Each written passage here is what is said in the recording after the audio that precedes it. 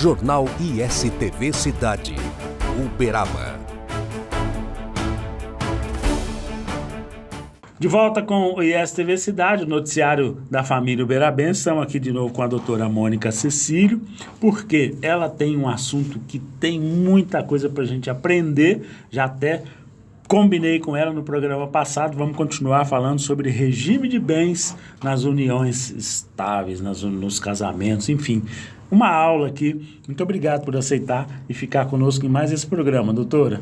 Obrigado. Eu que agradeço, né, a oportunidade, Paulo, e acho extremamente louvável essa atitude de vocês, proativa, porque como sendo uma TV educativa, nada mais coerente do que levar ao telespectador essas informações jurídicas. Exato. Porque eu acho que, inclusive, teria que ser ações públicas, o governo informar ao cidadão o regime de bens. É verdade. Existe, eu acho, salvo engano, é um provimento do CNJ para que os nubentes, no cartório de registro civil, tenham um conhecimento dos tipos de regime de bens. Isso é muito importante, gente. É muito importante. Então, para você que está nos assistindo, perdeu o primeiro programa, vai lá, @ISTV Oficial no YouTube. Está lá a primeira entrevista com a doutora Mônica, que esclarece sobre todos os regimes que nós temos aqui no Brasil. E hoje, nesta entrevista, ela vai falar um pouco mais sobre o regime de bens para pessoas que têm mais de 70 anos. Recentemente, o Supremo tomou uma decisão, me parece que tem aí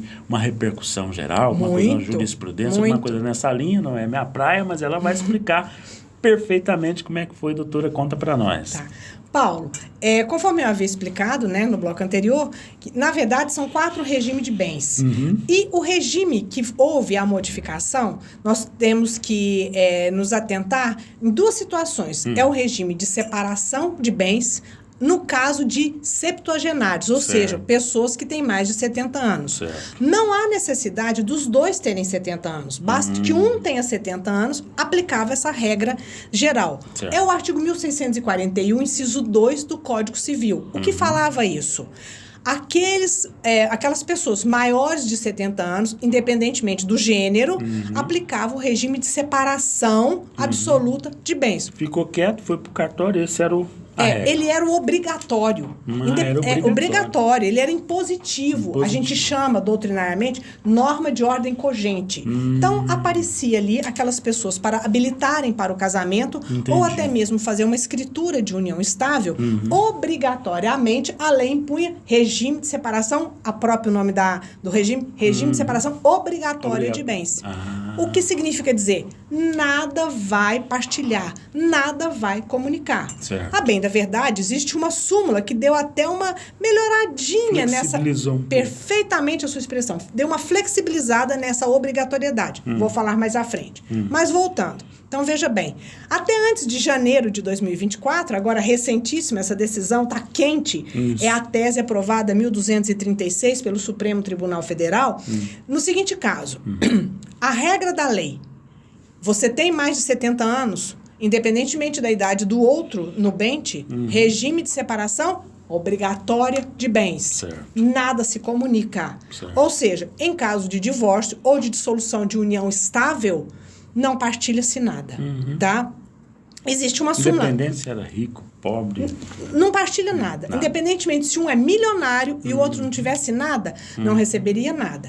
Existem algumas decisões que a gente chama de súmula, acaba sendo sumulado, que são 2 súmulas, a 377 e a 655, que falavam o seguinte: provando ajuda na aquisição do patrimônio durante o casamento, mesmo que o regime seja o de separação total de bens, vai haver a partilha daquele patrimônio. Mas tinha que, Paulo, provar a ajuda. O que já também não ajudava, porque muitas das vezes a mulher ficava em casa, não ajudava economicamente, não tinha participação. Na maioria dos casos. Isso, perfeitamente. Mônica, qual é a razão desse regime legal de obrigação de separação total de bens aos septuagenários? A proteção, o entendimento do legislador é que a pessoa com mais de 70 anos não tinha capacidade cognitiva para discernir, ou seja, vão dar-lhe o golpe. Entendi. Tá? Entendi. Hoje mudou. Graças a Deus. Vivendo aí 100, 105. Outro dia morreu aí uma pessoa extremamente querida nossa, o senhor João Espiridião, lá da Câmara Municipal, 105 anos. Gracinha, olha só. Enfim, e eu, em casa mesmo, se eu falar para os meus pais, olha, o legislador entende que a capacidade cognitiva de vocês é até 70. Óbvio que eles vão estranhar. E a gente estranha também. Então, com isso, existia um inconformismo do cidadão. Quando ele tem 70 anos, ele não poderia optar pelo regime de bens. Porque vale aqui um parênteses que eu vou fazer.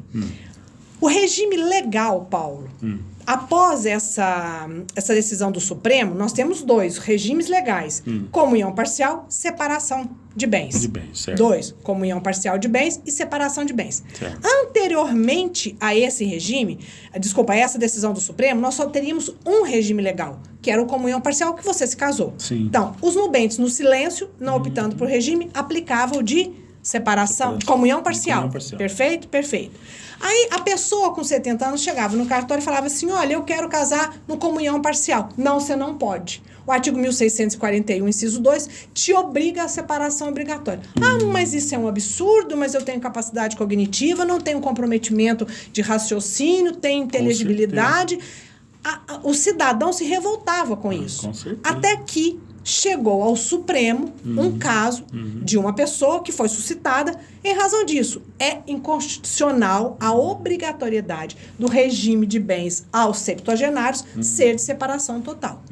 O Supremo, em analisando esse caso, perfeito, não declarou inconstitucional, mas abriu a possibilidade e faculdade dos nubentes, qualquer um deles ter mais de 70 anos, poder optar pelo regime de bens. Entendi. Porque, olha só, antes não tinha silêncio. 70 anos, regime obrigatório. Hoje, 70 anos no silêncio, regime obrigatório. Entendi. Agora, Mônica, e se a gente quiser se opor ao regime?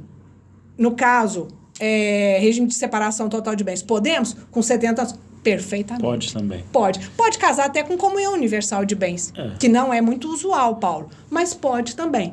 Então, o que trouxe esse julgado, o resultado dessa tese 1236 do Supremo Tribunal Federal? Que os nubentes que se proporem a casar, ou até mesmo os conviventes que querem constituir uma união estável, tudo que eu falo aqui aplica-se ao casamento e à união estável. Perfeitamente. Eles poderão optar por um regime diverso do que o de separação. Entendi. Se ficarem em silêncio, é o de separação. Entendi. Tá certo? Entendi. Mônica, pode qualquer um dos outros 3 regimes? Perfeitamente. Abriu, né? Abriu o leque perfeitamente. O que é extremamente normal, natural, né? A gente vem falando sobre isso aqui várias vezes, porque como eu estou estudando geografia, a gente toca muito nesse tema lá na Universidade Federal. A pirâmide etária brasileira está se invertendo, né?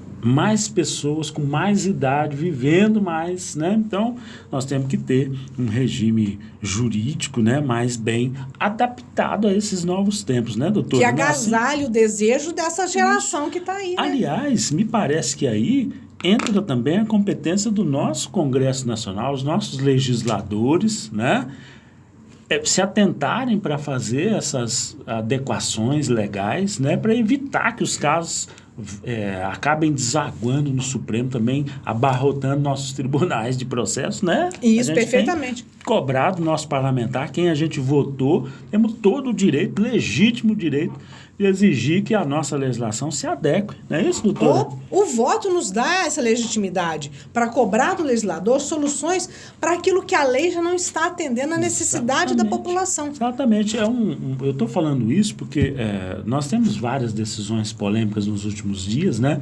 Eu até quero convidar um colega seu aqui, o doutor Leus, que é da área criminal. Nós temos um monte de assunto para trocar. Eu trouxe ele só uma vez aqui, mas vai voltar com toda a probabilidade para falar sobre essa questão que está lá no Supremo também discutindo, que é a questão de posse de drogas e uso e tudo mais. Mas voltando aqui para o nosso regime de bens, doutora, quer dizer então que agora está pacificado. Se o nosso septuagenário hoje, né, tiver lá seja ele mais abastado, com bastante propriedade, quiser, hoje ele tem todo o direito de optar pelo regime. Perfeitamente. É importante que tenha sempre um advogado, um profissional do direito, né, para consultar. Né? Porque o legislador, além da lei, da linguagem da lei, às vezes não ser acessível e inteligível para todos nós, essa decisão está no Supremo. Ela não está num código que você vai abrir e ali poder ler. Por isso que eu sempre falo, Paulo, a necessidade de consulta ao advogado, porque cada caso é um caso.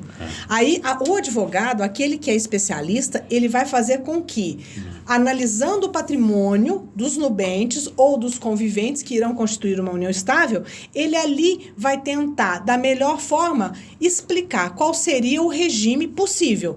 E aí cabe ao consulente ele optar. Seria esse, não seria esse. Tá certo? Porque as pessoas têm que ter a maturidade de entender que o regime de bens é o que regra o patrimônio, o financeiro do casal. Exato. A gente não pode fugir disso, porque depois, no caso de divórcio ou até mesmo de sucessão, o regime de bens que vai dar as vezes, ele que vai ditar as regras.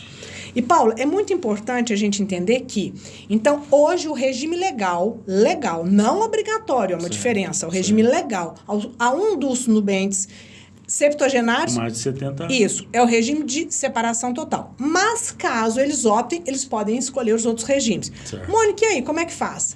Caso de casamento, pacto antinupcial. É feita uma minuta através de um profissional da área, documento perfeitamente apresentado ao cliente. Esse cliente, ele assente com aquela minuta produzida. Perfeito. Então, quando ele vai habilitar no processo de casamento, ele leva a escritura que foi lavrada no tabelião de notas para o cartório de registro civil, modificando o regime que não seria o de separação. Perfeitamente. E no caso de contrato de união estável, também a opção da Constituição. Também. Perfeitamente. Maravilha. Quero que a senhora dê uma pista para nós. Nós vamos voltar a falar, gente, com mais tempo aqui com a doutora Mônica sobre outros temas bacanas, mas como a senhora atua na área de família, eu tenho visto muito questionamento, por exemplo, até mesmo na hora da partilha dos bens, decidir quem vai ficar com o pet do casal. A senhora já esbarrou num caso parecido com isso? Já. É muito emblemático isso, porque existe, inclusive, doutrinadores que já defendem os direitos do ser ciente, que seria, na realidade, os animais. E como hoje é usual entre a gente, mas a gente pode ver até, eu tive isso, eu tive essa grata satisfação nos afrescos do Vaticano, sempre um animal doméstico do lado. Então você vê que a nossa convivência com os pets não é de hoje. Vem de longa data. Isso, mas antes não existia isso. Mas existe sim decisões nos tribunais, inclusive regulamentando a visita. O cachorrinho vai ficar com fulano de tanto. Eu acho isso interessante. Como se fosse um filho, né? Com certeza. É engraçado, mas também um questionamento que tem sido feito com frequência e, portanto, é interessante a gente abordar esse tema, né? E dizer sempre, né? Mais uma vez, né? Tem problema? Procure o profissional do direito, né? Para te orientar, para você saber o melhor caminho, não deixa passar, né, doutora? Porque às vezes a pessoa chega no consultório, no escritório da advocacia já com problema, né? Todo intrincado e aí fica mais complicado. É muito importante, Paulo, porque você faz esse trabalho junto à TV, que na realidade seriam ações públicas de levar o telespectador à necessidade do conhecimento do direito. Porque é o direito que regulamenta a vida dele. Eu brinco, eu falo com os meus alunos na sala de aula, eu falo, gente, tinha que ter noções de direito. Mas igual você aprende geografia, história, noções, não é jurídicas, não é de peso, mas básico, respeitando a faixa etária, isso, as noções básicas, porque é filosofia pura, né? É verdade. Olha, a gente faz isso aqui com muito prazer, com muito carinho, porque nós estamos numa TV educativa, né? A Fundação Rádio Educativa de Uberaba, que é quem rege aqui a ISTV e o canal também de rádio, né? A 104.9 FM, que é o Bom Dia Cultura, o programa que a gente traz. Aliás, a doutora Mônica vai estar também, a gente dá uma pincelada lá no Bom Dia Cultura, rodando um trechinho dessa entrevista aqui, da entrevista anterior, também vocês já ouviram, para que a gente tenha sempre esse canal educativo que as pessoas possam entender, né?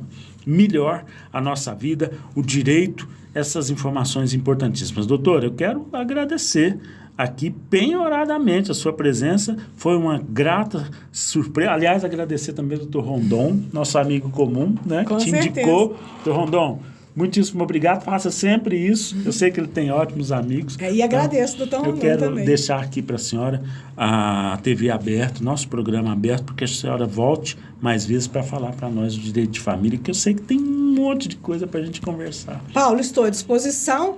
Podemos marcar, podemos levantar um tema que seria do interesse do telespectador aprender sobre o tema. Isso. Né? Não podemos fugir ao objetivo de uma TV educativa. Né? Exatamente isso. Por isso, muitíssimo obrigado, doutora Mônica Cecílio, está aqui, advogada experiente aqui em Uberaba, filha do senhor João Rodrigues Ferreira, que tem o meu sobrenome, então a gente já sabe, é família de primeiríssima qualidade. Muito obrigado de novo, doutora. E STV Cidade, o noticiário da família uberabense.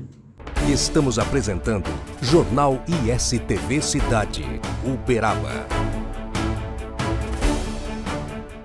Sabe aqueles momentos com a família, sentados à mesa, momentos que nos fazem bem, que nos fazem felizes? Para acompanhar uma prosa boa, tem que ter Café Silva. Café puro, direto da roça, produzido com tecnologia sem contato manual. Para uma qualidade diferenciada, deixa a gente fazer parte desses momentos da sua vida. Telefone 034 991 59 39 39, atendendo toda a região. Café Silva, cada vez melhor. ISTV.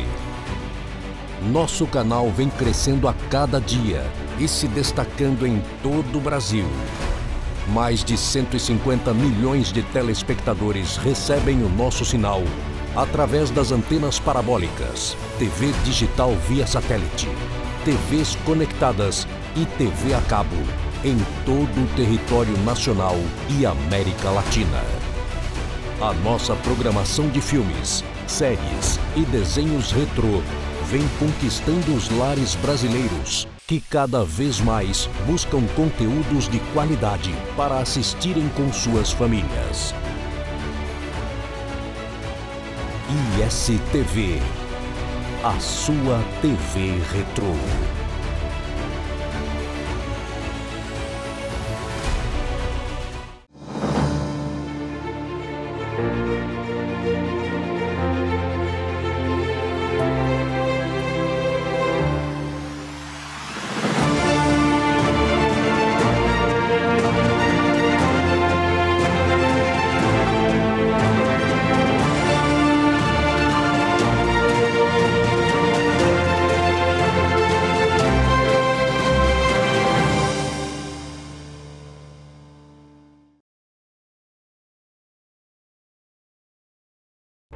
Voltamos a apresentar Jornal ISTV Cidade, Uberaba.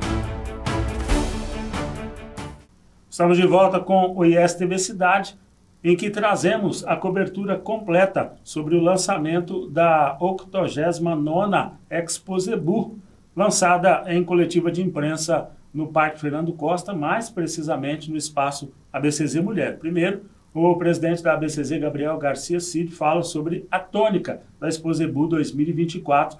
Confira. A Expo Zebu é a grande feira, a grande vitrine da pecuária brasileira e mundial, e a gente sabe da responsabilidade e da força que ela tem em ser a voz dos pecuaristas. A gente vive alguns ciclos de baixas e alguns momentos de alta. Nós estamos com as questões do leite, né? Tivemos um momento muito importante, liderado pelo nosso governador Zema nessa segunda-feira dessa semana. E nós temos que defender o produtor brasileiro. Respeitamos a todos os outros países, mas nós temos que cuidar de nós. Hoje, a pecuária zebuína leiteira e os produtores de leite do Brasil, a gente produz hoje em torno de mais de 34 bilhões de litros de leite anualmente, que abastece o nosso mercado interno, alimenta a nossa população, são basicamente formados em mais de 90% por pequenos proprietários rurais. O leite é a única atividade que está presente em todos os municípios brasileiros. E a grande base é feita de pequenos. Então nós temos que proteger dando condições de produzir, condições de trabalhar, né, de gerar empregos como geram e principalmente de serem competitivos. Hoje a gente sabe, os custos de produção é o que nos apertam e a gente tem que pensar, claro, em produzir alimentos mais baratos sendo produtivos. Mas temos também que pensar em gerar mais renda para a nossa população que consome. Esse é o caminho.